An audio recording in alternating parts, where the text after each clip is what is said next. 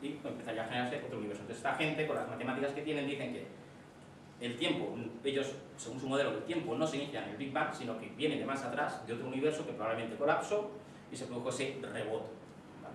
Y aparece ya nuestro universo. Y hasta aquí estos son los modelos que he elegido para hablar de otros universos o de si nuestro universo no es el único y ya viene de otro y demás. He elegido estos porque de alguna manera se puede llegar, en el futuro, más cercano o más lejano, se podría llegar a intentar comprobar si son ciertos o al menos intentar comprobarlo de alguna manera. Para ello vamos a hablar un poquito de cosmología observacional, un poquito, muy poco. Y lo que vamos a hablar es principalmente de la radiación cósmica de fondo. La radiación cósmica de fondo es una radiación que nos encontramos, miremos para donde miremos, tú apuntas una antena para cualquier lado te vas a encontrar las ondas de microondas de la radiación de fondo. Esta radiación lleva viajando por el universo desde que este tenía, no sé si eran 300.000 años, más o menos. En aquel entonces, un poquito antes, el universo era muy denso, estaba lleno de partículas, era una sopa densísima de partículas, de tal manera que los fotones no podían viajar. Es decir, a poco que un fotón pudiera moverse, iba a interaccionar con otra partícula que lo absorbía. Si salía de esa partícula por lo que fuera, automáticamente se encontraba con otra. No podían viajar, era como, el universo era opaco. Entonces, según se va expandiendo el universo, la temperatura va bajando, tú tienes más sitio. Al bajar la temperatura significa que las partículas ocupan más espacio.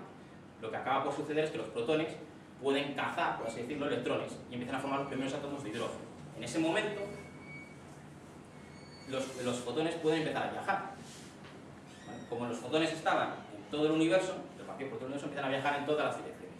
Ahora bien, en aquel entonces los fotones eran muy energéticos, ¿vale? Recordad que un fotón es también una onda, en este caso una onda electromagnética. Entonces, ¿qué sucede? Si el universo se ha estado expandiendo, esas frecuencias tienen que alargarse, porque las ondas electromagnéticas viajan por el espacio-tiempo. Si el espacio-tiempo se estira, la onda que está en ella, si tienes una onda aquí, y el espacio-tiempo se está estirando, tiene que estirarse. Y la frecuencia cambia, y se va haciendo más alargada. De hecho, según el modelo de Big Bang, si tú observabas el firmamento en radiofrecuencias, tenías que encontrar el espectro este de forma de microondas. Esto lo encontraron estos dos señores, Robert Wilson y Arnotencias, de forma bastante casual, totalmente casual, porque ellos ni siquiera la estaban buscando. Ellos eran dos ingenieros de telecomunicaciones, si no recuerdo mal, que tenían esa antena que veis en la imagen, una antena bastante primitiva comparada con la de hoy en día, y su finalidad era estudiar la emisión de radio de la galaxia para ver las aplicaciones que podía tener o los perjuicios que podía haber a la hora de hacer comunicaciones vía satélite y cosas por el estilo.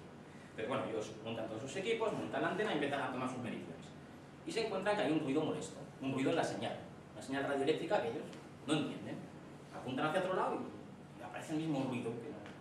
Ya apuntan hacia otro lado y otra vez lo mismo. Entonces dicen, esto no puede ser. Dice, como apunte para donde apunte, tengo exactamente la misma cantidad de ruido, esto tiene que ser un problema de mis equipos. Entonces montan los equipos, no encuentran nada, salen, se ponen a revisar la antena y encuentran que las palomas habían hecho un nido.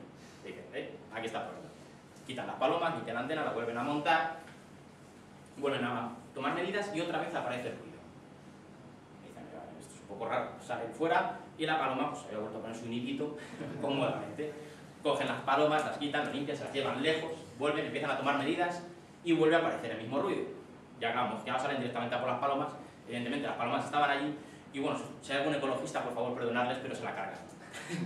Y realmente eliminaron a las palomas para evitar el problema. Palomas son ratas ahora. Y entonces montaron otra vez sus equipos, volvieron a tomar medidas y el ruido seguía apareciendo. Esto ya fue un poco de desesperación. Ellos no entendían lo que estaban observando ni sabían por qué estaba pasando. Total que la voz empieza a correr en los círculos científicos, entre astrofísicos y tal, hasta que acaban por contactar con los que están estudiando esto del Big Bang y demás y dicen, oye, ¿sabéis lo que habéis encontrado? Dicen, habéis encontrado la mejor prueba de que el universo tuvo un pasado caliente y denso. Prueba de ellos que le hicieron luego el premio Nobel. Pero fue totalmente casual, el descubrimiento fue totalmente casual. Bueno, pues la radiación de fondo, ¿vale? Lo primero que haces es, con unas antenas, ahora lo que hacemos es mandar sondas al espacio, porque así nos quitamos todo el ruido de la Tierra, mucho mejor. Y lo que haces es, tú pones la sonda en el espacio y empiezas a grabar lo que te llega en todas las direcciones. De tal manera que si tú representas eso en 3 dimensiones tendrías una esfera, lo cual es bastante complejo tratar con una esfera. Lo proyectas sobre un plano y te sale la forma de huevo que tenemos ahí. Es que algunas veces la gente me ha dicho, ¿por qué tenía forma de huevo el universo? Nunca entendí. ¿Por qué? Dicen, no, es que en el telediario sale. No es que tuviera forma de huevo. ¿Vale? No es que tuviera forma de huevo, simplemente es por la forma en que representan los datos en el papel, nada más.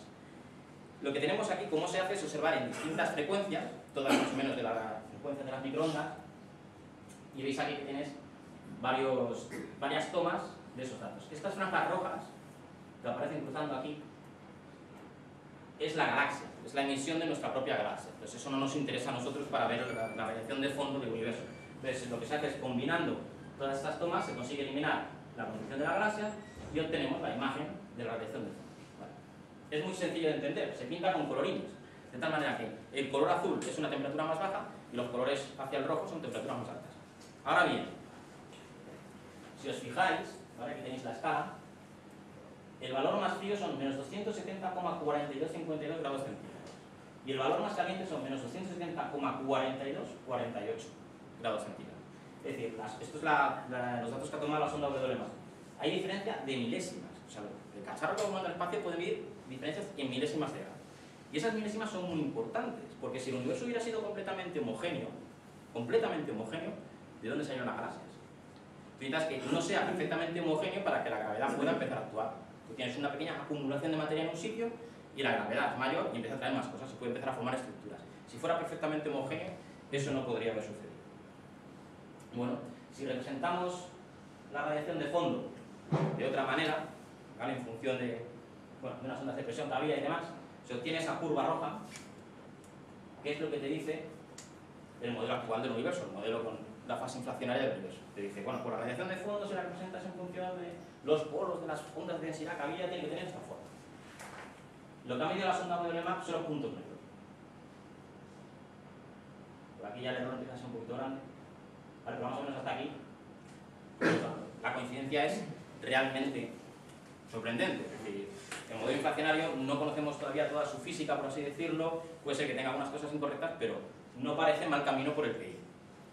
Básicamente porque lo que nos dice parece que se cumple. No solo eso, cuando dijo que omega tenía que valer 1, para eso se necesitaba cierta cantidad más de energía. En aquel entonces, de la energía oscura no se tenía ni la más remota idea. Eso se descubrió en los años 90. Entonces, implícitamente el modelo inflacionario te estaba diciendo, aquí te falta más energía, que luego ha aparecido y la contribución, estudiando la radiación de fondo, resulta que es la que es para que omega valga. Bien, siguiente pasito en la cosmología observacional. Ondas gravitatorias. Ahora veréis por qué todo esto tiene un sentido, porque hablo primero de la radiación de fondo y ahora de las ondas gravitatorias. Las ondas gravitatorias es algo que predice la relatividad general de Einstein y lo que te dice es que el espacio, si tú tienes un objeto con una determinada masa, ¿vale? Está en el espacio-tiempo y lo mueves, eso va a generar ondas en el propio espacio-tiempo, que se irán propagando a la velocidad de la luz y eso son ondas gravitatorias. Si nos atravesara una onda gravitatoria, ¿qué nos pasaría? Pues bueno, te estiraría y te encogería. ¿Vale? Te estiraría y te encogería. Bien, ¿existen las ondas gravitatorias? No tenemos ninguna observación directa, nunca hemos captado una. Pero sí tenemos una observación indirecta muy buena. Esto lo encontró primero Russell, que creo que estaba haciendo su doctorado y estaba estudiando un pulsar. Un pulsar es una estrella muy compacta que emite ondas de radiofrecuencia muy exactas, ¿vale? Es como un reloj de lo más preciso que hay en la naturaleza. Y él estaba pues, allí observando los pulsars para hacer su trabajo. Y evidentemente, como todos sabéis, a los astrónomos les da tiempo de observación. Tú tienes tanto tiempo para observar esta estrella, esta galaxia o lo que sea. Pues él encontró algo que le descolocó, que dice, es que estoy observando el pulsar y resulta que en una hora de tiempo de observación que tengo, la frecuencia me varía. ¿Vale? Eso no puede ser, o sea, mi frecuencia va bajando. Entonces él le dio vueltas y dijo, a ver si va a ser que no es una única estrella, no es un único pulsar, sino que son dos. De tal manera que si son dos y uno está orbitando alrededor del otro, cuando se aleje de la Tierra, la frecuencia va a cambiar y cuando empiece a acercarse, también va a cambiar. De tal manera que tengo que ver que la frecuencia decrece hasta un mínimo y luego aumenta hasta un máximo. Volvió a observar y se clavó. Dice, he descubierto el primer pulsar binario. Son dos pulsars que están girando uno alrededor del otro. Cuando este descubrimiento llega, la comunidad científica se da cuenta de que, oye, tenemos aquí un laboratorio en la propia naturaleza para comprobar la teoría de la general relatividad, porque los pulsars son estrellas muy compactas, muy densas, con mucha masa, y los efectos relativistas tienen que tenerse en cuenta. Entonces, una de las cosas que me dice la relatividad es que si tú tienes una estrella girando alrededor de otra, en este sistema, tienen que emitir ondas gravitatorias. Ahora bien, si emiten ondas gravitatorias, tienen que perder energía. Por lo tanto, la órbita cada vez tiene que ser más pequeña.